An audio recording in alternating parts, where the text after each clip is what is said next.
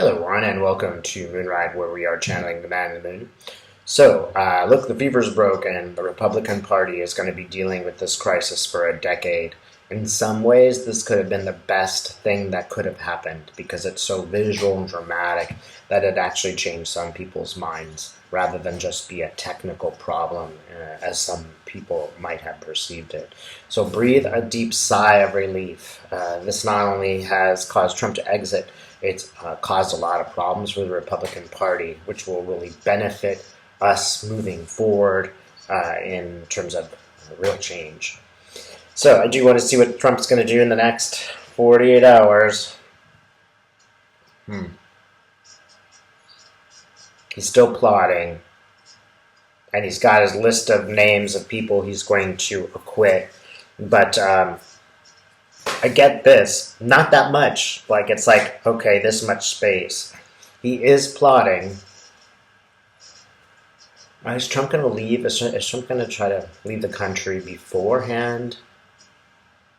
I'm getting a no. Yeah, there are too many eyes watching him. Will Trump try to leave after? He's thinking about it. He's trying to think of a way that he could leave the U.S. But it's a real difficulty because he doesn't want to live in Saudi Arabia and be a pawn. He's having a real difficulty trying to find a place to go.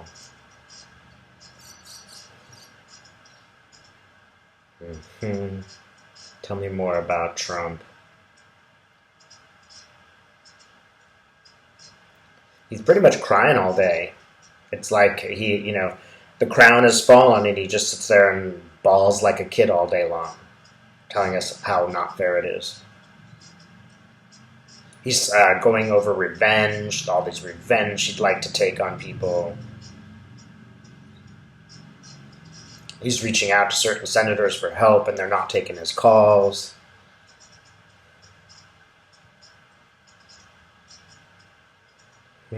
Trump going to do anything more?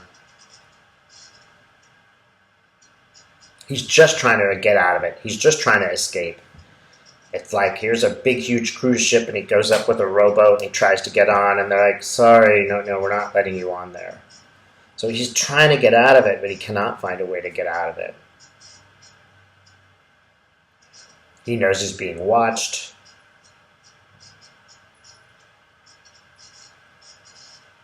He still thinks he might be able to escape, but he's having a lot of trouble making plans. He thinks that once he's not in the presidential position anymore, that people won't be paying as much attention. But they are. They are going to pay attention because he's a serious risk. He's a serious danger to the United States.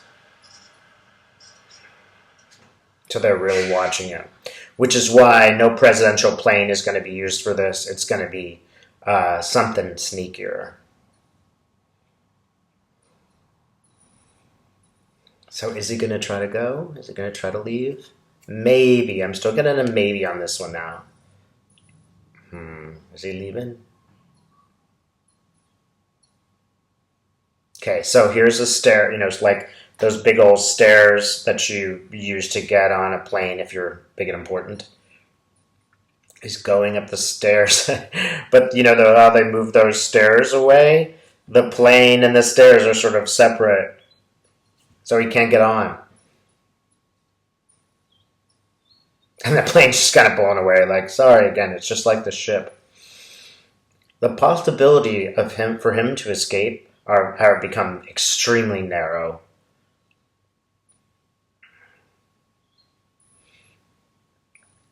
Anything else about him? Look, he's done. He's over. There's not much he can do. It's just, even if he tries to escape, he's not going to succeed. And it will make him look bad. So presidential pardons, we know he's going to try to pardon hundreds and hundreds of people, but why? I'm very concerned that there's going to be a cover-up.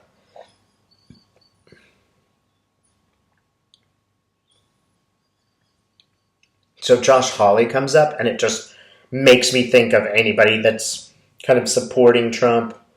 they'll get a free pass.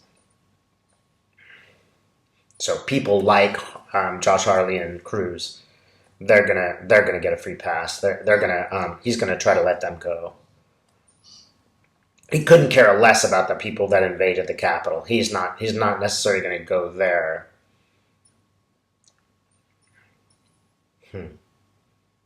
He might try to do one or two of those people who have appealed to him. And there are a lot of people with money and power that he's going to do that because he wants them to give him a favor back when he's broke. So they don't even necessarily have to pay him beforehand, but they'll pay after. Lots of people with money. Pretty much anybody with money has asked, right? He might actually let off a few key people who invaded the Capitol, just the most visible ones, like maybe the Q shaman, and maybe the lady who went on her private jet and has asked for a pardon. Okay, what will these pardons hold? Some of them will not hold because there is an exchange of money going on. And it's going to throw a lot of pardons in jeopardy because if Trump is taking money from a person for this, then it's obvious that he is doing these pardons. All of them would be illegitimate. And I think that there are a lot of people thinking this. Like 98. Maybe that's the number of pardons. But it's almost like I want to say 98 out of 100 will be contested. And it will create a lot of chaos. So, you might think, oh, a person's pardoned, that's all done. That person can be brought to court and compelled, they give up their Fifth Amendment right.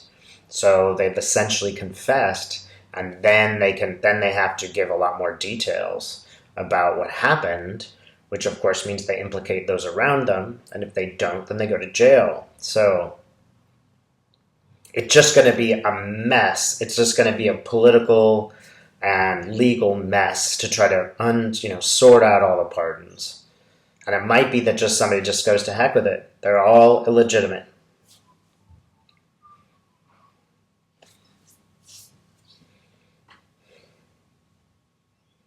And Giuliani may not get his pardon. So again, how are they going to evolve these pardons? Again, it's really complicated. I just see like a web of total complications of people trying to deal with these pardons. And it's just a mess. It's a legal mess. And it's a legal mess, again, for the Republicans, who are, everybody's seeing Trump let off these criminals, who then go and testify against the Republicans. So it's not a good thing for the Republican Party. It's just another source of anger for everyone on the left and center.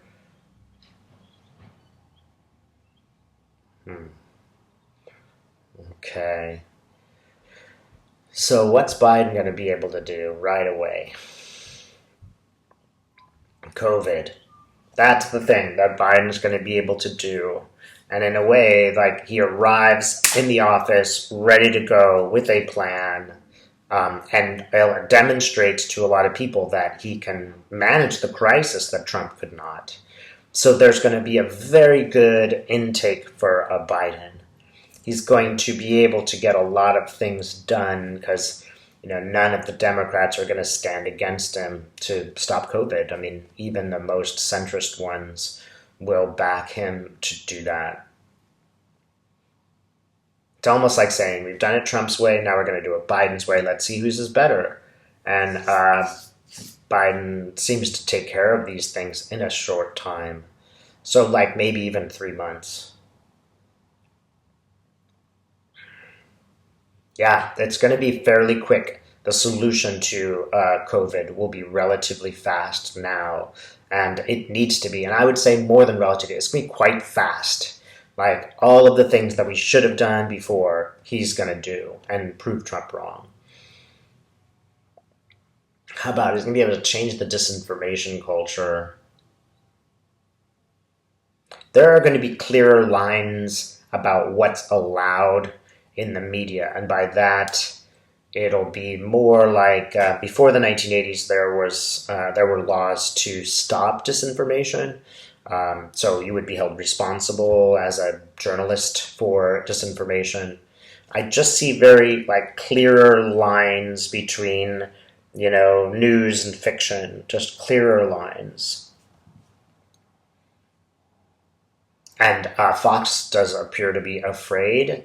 Like, they are worried about lawsuits. They're worried about federal control. So is OAN and Newsmax and stuff. Yeah, OAN and Newsmax may not endure at all. Fox might, but it's going to have to really temper its views.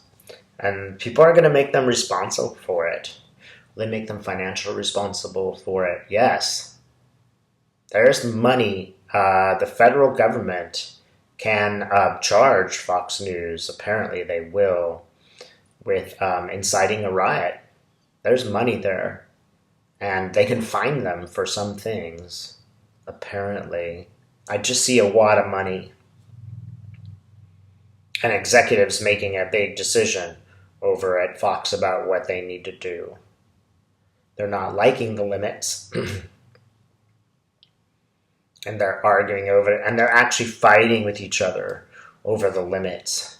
So again, this is the future of the Republican Party. They'll be fighting with each other, arguing about the truth and falsehoods. And now that whole negative experience of arguing with a crazy Trump supporter is now been moved over to within the Republican Party itself. The Democrats are no longer arguing among themselves. They're ready to get things done. They're serious. Joe Biden will do surprisingly well, surprisingly move us forward more than people realize. What's another thing Biden's going to do? I think finally the transportation bill, finally they're going to rebuild some of the roads in the U.S. And that will be another sort of first thing to redo the economy and get it started. Some people have asked me about the economy and what it will be like. Let's see, what will it be like? I see a flat line where not much changes. And then it goes up, and there is a zigzag. But it actually does not look bad. It just kind of looks flat. And then there's a movement, and it's obviously up, then middle, then up, then it looks like a normal stock market. Again, things seem surprisingly flat for a while. And I don't think that's a good flat. I don't think it's a bad flat either. It's just sort of a not so good continuous sort of experience. I mean, kind of better than I would have expected in the near future. Yeah, for the next couple of months, things will be just waiting to happen. But the economy may not be in such a bad state.